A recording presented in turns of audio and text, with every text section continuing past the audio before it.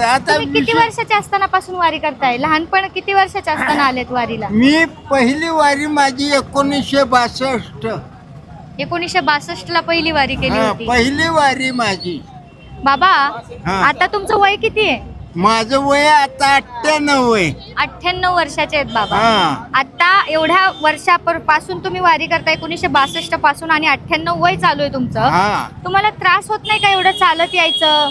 पायी वारी करताय तुम्ही? माऊली सगळं कसं नेते तर काय होतं हे माझी मला कळत नाही. तुम्ही म्हणालात की माऊलींच्या पालखीला तुम्ही खांदेकरी आहेत. हा, बरोबर? खांदेकरी होतो पहिला. खांदेकरी होतात तुम्ही. हा.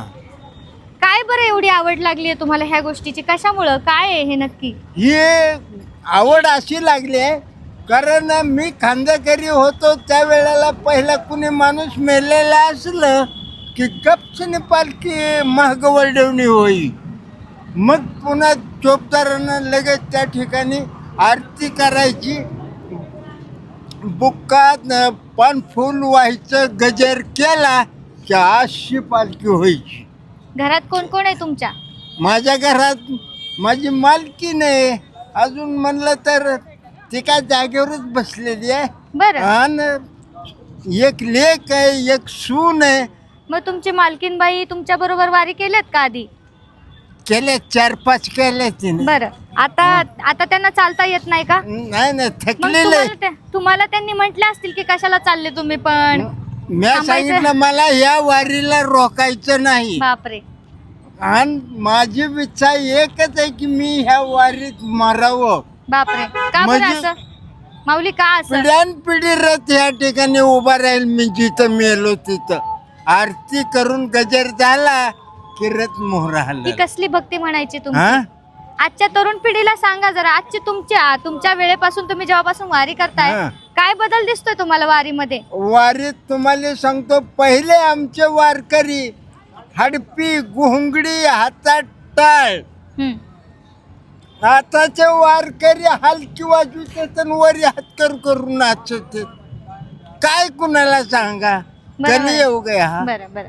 हो. हे तुमच्याकडे जे ओझं आहे हा. ते नाही म्हटलं तरी एक 6, 7, 8 किलोचं तरी ओझं असेल, किंवा सरासरी त्याच्याही जास्त असेल कदाचित. 10 किलो एवढं असेल. 10 किलो ओझं तुम्ही घेऊन हा. डोक्यावर आणि आले. त्याच्यात आता हे अजून वाढलं ना ते हा, त्याचं ओझं वाटायला लागलं. कारण हे पालखीचा पहिला खांदाकरी आहे म्हणून तुमचा सत्कार केला. एवढं ओझं तुम्हाला कसं शक्य होतं घेऊन चालणं? माऊली नेहतात. मला सुद्धा काही कळत नाही. एखादा गड किल्ला चढायचा असेल तर एक पाण्याची बाटली हातात घ्यायची तरी नको वाटतं. इतक्या किलोमीटर तुम्ही लांबपर्यंत चालत जाता. मी चालत नाही, देव मला नेतोय. बापरे. हा. काय ही भक्ती कधी समजली तुम्हाला? कशामुळे एवढा तुम्हाला वेळ कशाचं लागलं या भक्तीचं? भक्तीचा मला वेळ काहीच नाही, फक्त ह्या रस्त्याला मरावं.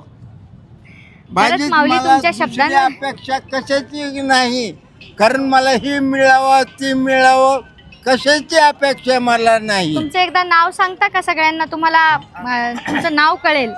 माझं नाव चिंतामण नारायण कुरुंज, बरं. आळंदी, मुक्काम पोस्ट देवाची. बरं. हो.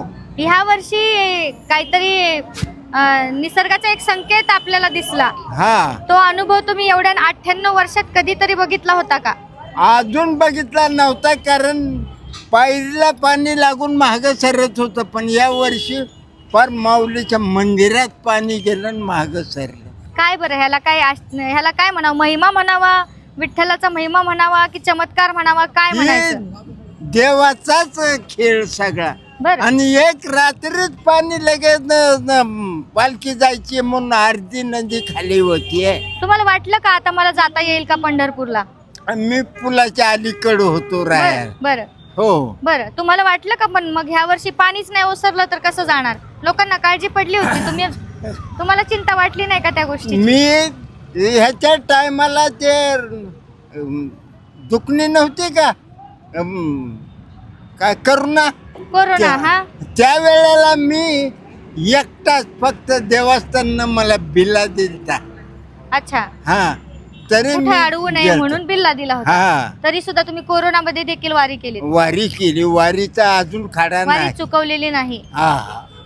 काय सांगाल तुम्ही माऊलींबद्दल? भजन, अभंग, कीर्तन काही येतं का तुम्हाला? मला काही येत नाही. मी बर का बरं मग हमाली करणारा माणूस बरं होतो. हमाली हो. करायचे तुम्ही हमाली किती वर्ष? हमाली जवळजवळ 8-9 वर्ष हमाली केली. आजार पडलो की राजीनामा दिला. त्या वेळेला 700 रुपये मिळाले. बरं 1980ला राजीनामा दिला. बरं बरं मग तिथून मोर पुन्हा हे वावरातलं ह्याचं काम कर त्याचं काम कर म्हणजे असलं. मजुरी केलेली आहे तुम्ही. हा. हे तुमच्याकडे आता काठी पण नाही. हे आधाराला काय ठेवलंय तुम्ही तुमच्या बरोबर? ही काहीतरी काही ठेवलं पाईप पाईप. दिसतोय फक्त. काठी मोडी म्हणून एक आळंदीतल्या माणसानं पाईप कापला दुकानदारानं बापरे, आणि काठी कुठं मोडली तुमची? आळंदीतच कधी मोडली? आज मोडली का आधीच? आधीच आळंदी. अच्छा, हा ती पण मग म्हणला आधार लागतोय तुम्हाला आज? हा. आधाराची गरज पडते. आधार मला अशी काठी टिकून उठावं लागतं. मुक्काम आता कुठे आहे तुमचा? हा. कुठं कुठं पालामध्ये मी- राहणार? कुठे राहणार? कुठेही असं रोडच्या कडेला अंगावर गाडी येऊ नाही अशा हे करून झोप. आणि मग खाण्यापिण्याचं कसं करता? खाण्यापिण्याचं काय मी येस तर वाटप उडून जाते. नाही, मला तेच विचारायचं तुम्हाला. दिंड्या- माऊली कुणी तुमच्यासारखं येतो ए बाबा जेवण करण ही धरण खा.